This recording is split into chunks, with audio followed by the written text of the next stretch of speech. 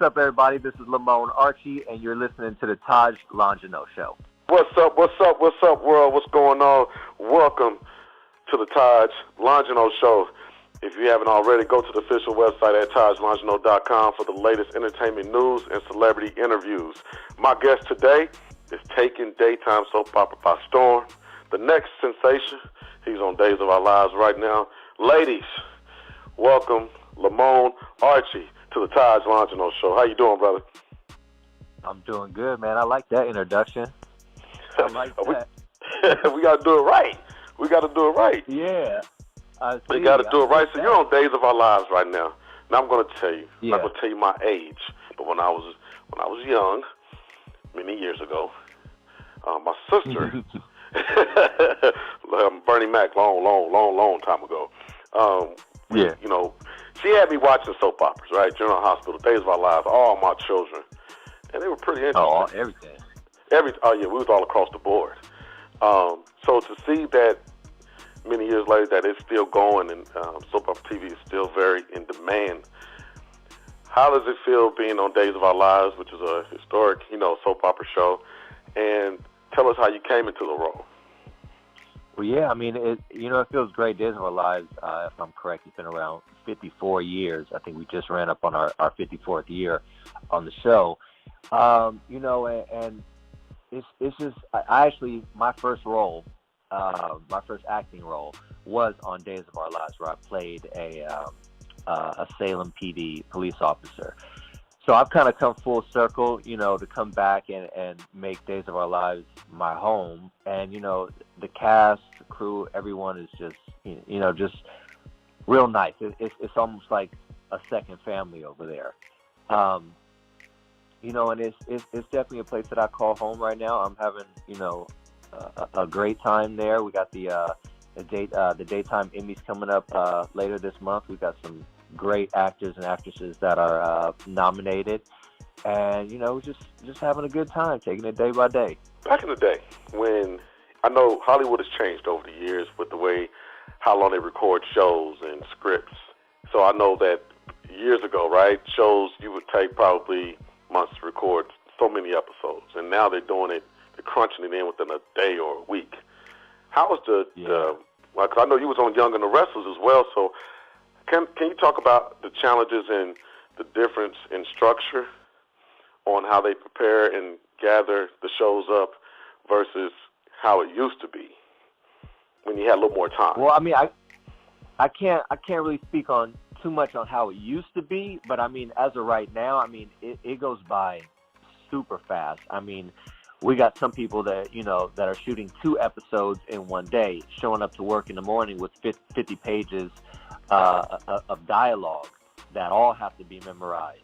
So everything is just real fast paced. You go up there in the morning, you do your blocking, you find out where you need to be going, and what line needs to move here and whatnot. And, you have some time to rehearse with your scene partners.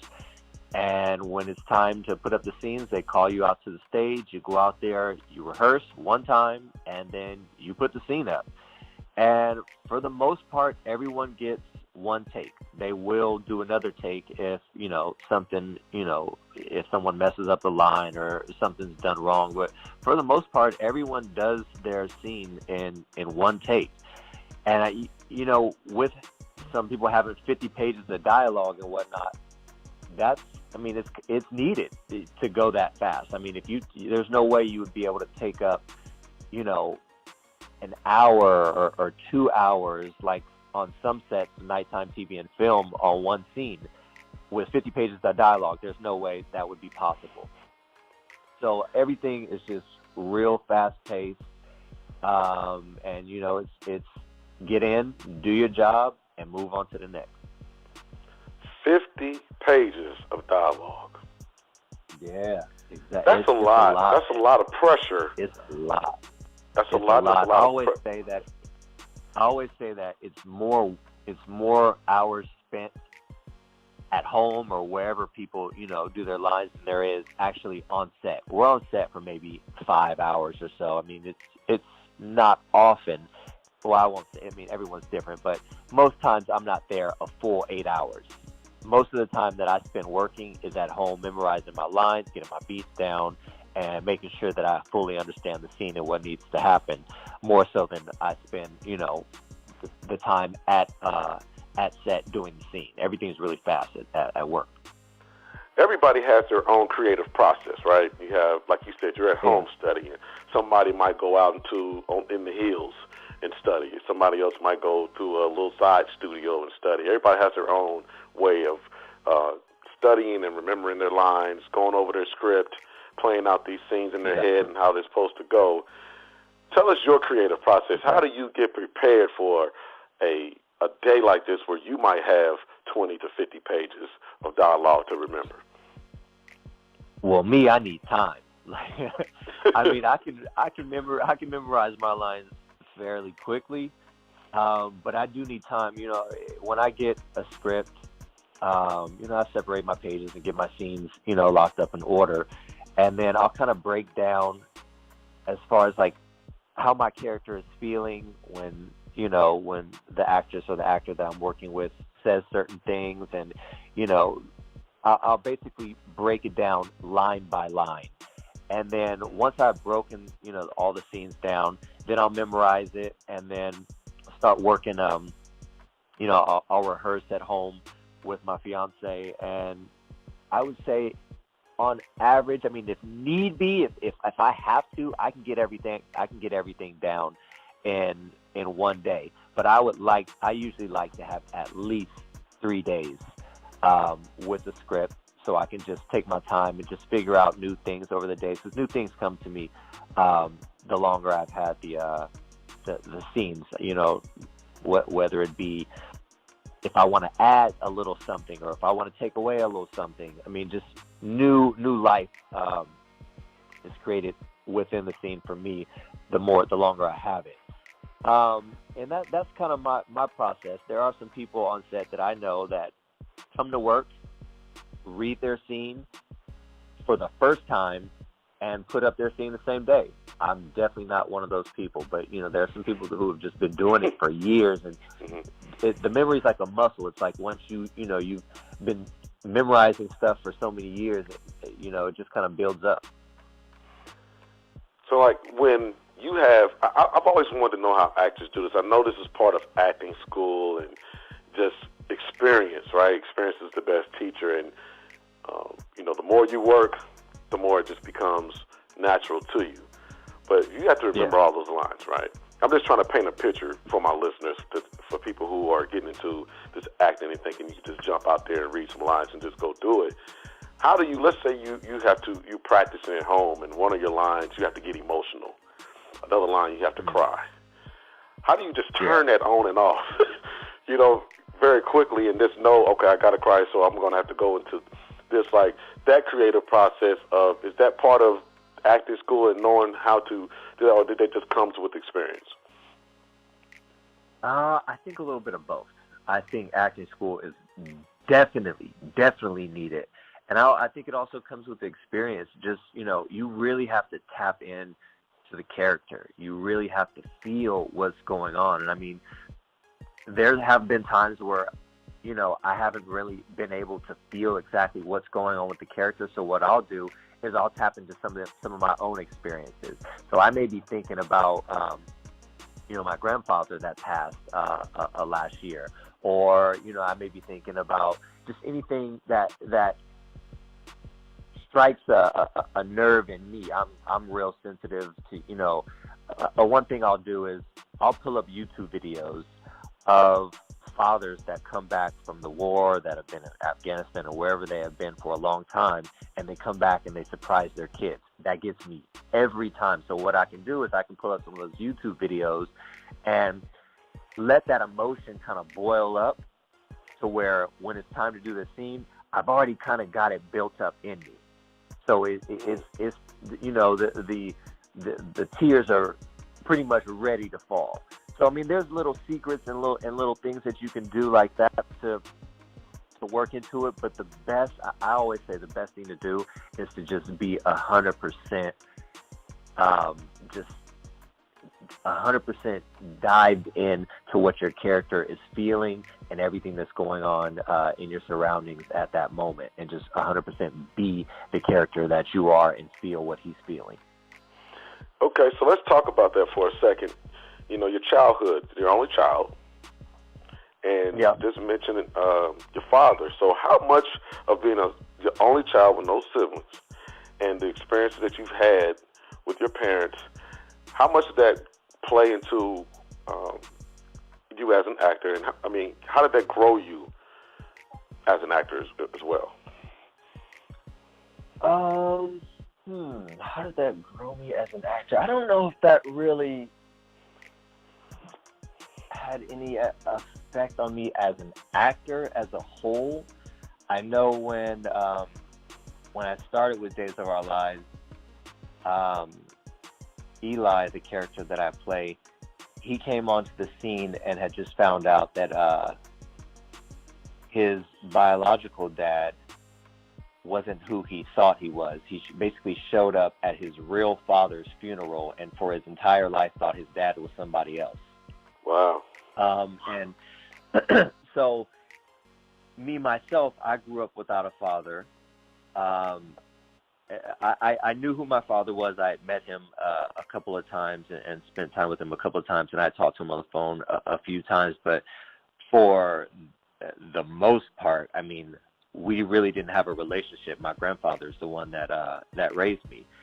So I was able to tap into, you know, some of the feelings and experiences that I had, you know, been through growing up, and kind of bring some of that into Eli and the things that he was going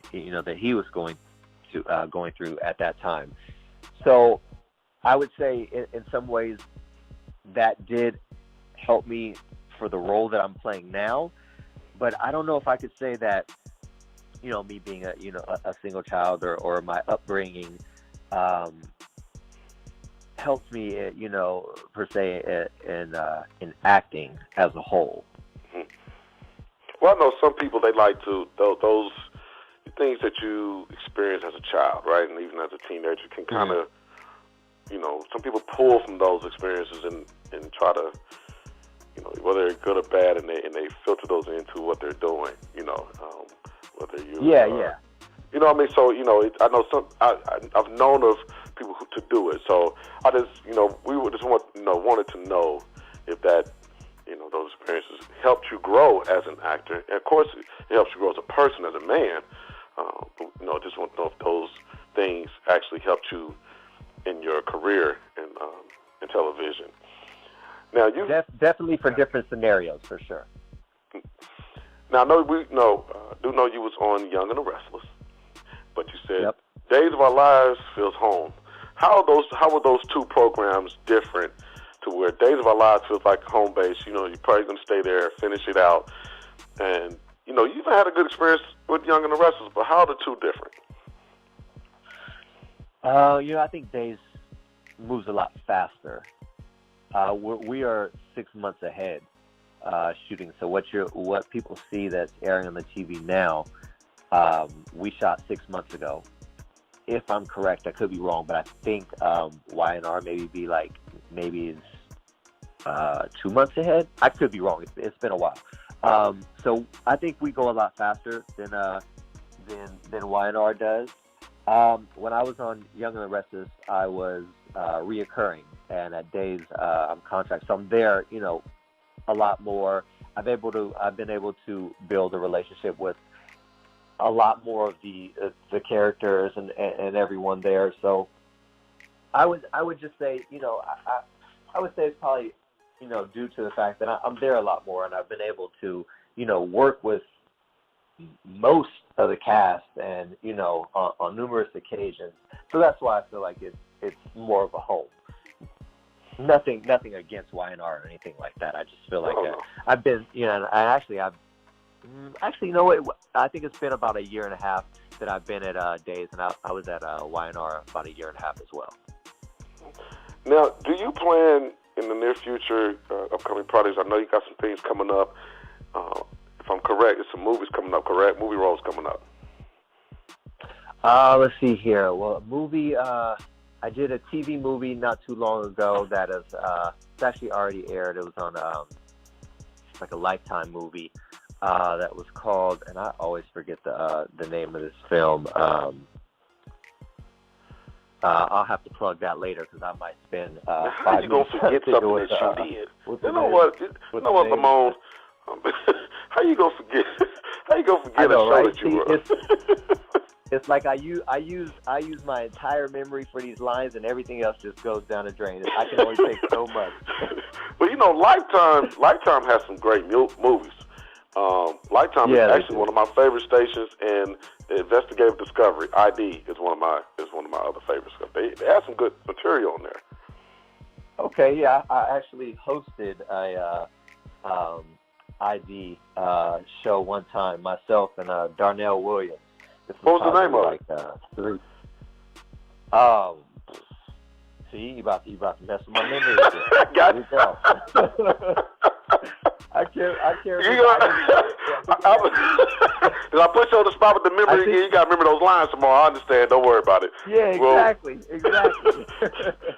You can tell me on Instagram or something, right? We'll figure it out. But because I love ID. Like ID. When I go to the TV, and as rare as I go to the TV, when I do turn it on, one station I'm going to, it's ID. And if I ain't going ID, it's Lifetime. It's ain't Lifetime. But ID is first, primary. That's priority. Gotcha. Yeah. Well, it's on the internet. Myself and Darnell Williams. I think it was like a soap opera segment, and they were. It had something to do with murder, of course. I'm sure, right? Yeah, exactly. But yeah, it's out there. Shoot, I couldn't even tell you. All right, well, we're gonna work your memory too much more because I know you got to get prepared for today. So what I've been trying to do with this conversation is just kind of paint a picture for our listeners on the good and the bad. You know, the challenges that come with acting, television versus movie. So I know it's a different creative process in each. Are you going to pretty much stay in daytime, television soap opera, or are you looking to expand out, do more movie roles, get into other different types of roles in television? Yeah, no, I'm definitely looking to expand and get into nighttime TV and film. That's always been a dream of mine, to be on the big screen. So I'm definitely working on that, auditioning and getting out there. I have a callback today, which is for a film. That'll probably be the most I give about that. I don't want to jinx anything. But yeah, man, I mean, that's definitely something that I want to get into in the very near future, for sure. All right, now I'll ask everybody this question. So with you being actor in daytime television, I want you to give our listeners 3 keys to success, succeeding in this business as an actor in Hollywood. 3 keys to success. All right, 3 keys to success. One, I would say, be patient. This usually isn't the business where things take off immediately. It takes time. You really have to learn the craft, and there's a lot of ups and downs getting into the business. So I would definitely say just be patient and just know that in time, whatever the plan that God has for you, it's all a part of His plan, and it will happen on His time and not yours. So definitely, 1 would be patient. 2, go to acting class. I always tell people you got to take acting class. I think it's very important, just to not only be in a class and see, learn from other actors, but just there's some great teachers out here who have been in the business years who can just drop a lot of knowledge on you. I went to Beverly Hills Playhouse, and I learned. I would say that's the school that I learned the most from. So 2, definitely go to class, and 3, I would say just stay humble. Stay humble for sure. I think there's in this business, there, a lot of people I've seen reach a certain level and think that they've made it and walk around like, like they've made it to the top. All right, and find what you and say? find themselves at the unemployment line not too long after that. Exactly. Find themselves at the unemployment line. They think they've made it, and Hollywood is just it's so iffy. One day you can be at the top, and then literally the next day you can be at the very bottom. So just be humble and just be thankful for everything that any blessings that have come your way. I want to ask you something, because you said something right there that I want to touch on. Being up one day, down the next. Be humble. It's a tricky business. And anybody who knows anything about the entertainment business, they know this, right?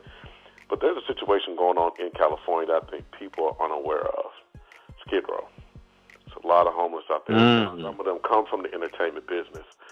And I would like for you, just if you could, for just a little bit, just to touch on and give people an idea of what's really going on out there on the flip side of things. Yes, it's good, but it's also another side to this that a lot of people don't know about. Yeah, I mean, a lot of people don't even know about Skid Row. And I think, people, they immediately think Hollywood and Los Angeles, glitz and glamour, is, just so much money with actors and musicians, and it's just so much money floating around here.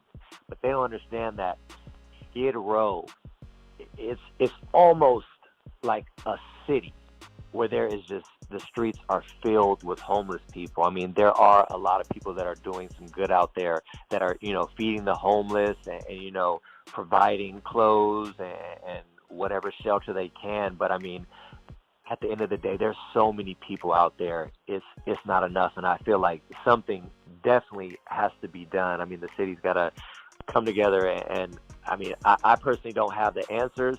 All I can say is that something definitely needs to be done. I mean, there are hundreds of people out on the street, maybe even thousands over there in Skid Row.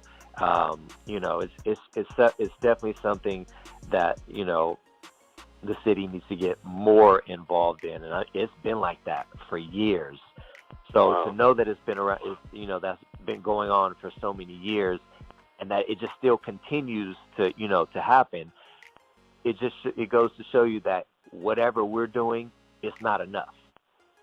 So I definitely think that there needs to be more talks and more help given, and just in some way figure out what we can do to clean it up and to help these people.